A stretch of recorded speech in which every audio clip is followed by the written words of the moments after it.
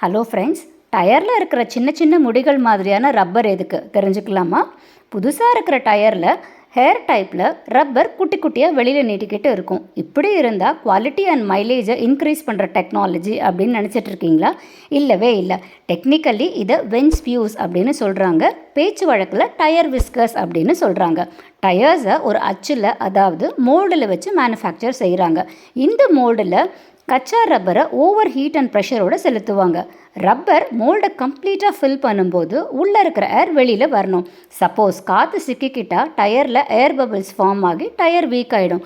இதனால தான் மோல்டில் minute holes இருக்கும். ரப்பர் அழுத்தப்படும் போது காற்று இந்த ஹோல்ஸ் வழியாக வெளியேறும். அப்படி வெளியேறும் போது சின்ன அளவில் லிக்விட் ரப்பரும் ஹோல்ஸ்குள்ளே போகும்.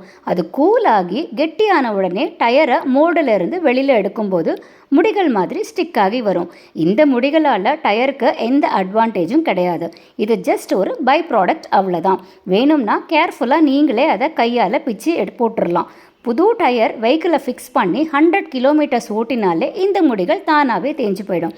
என்ன ஃப்ரெண்ட்ஸ், வீடியோ உங்களுக்கு இன்ஃபர்மேட்டிவாக இருந்துச்சா? இந்த மாதிரி வீடியோஸ்க்கு கல்கி ஆன்லைனை ஃபாலோ பண்ணுங்கள்.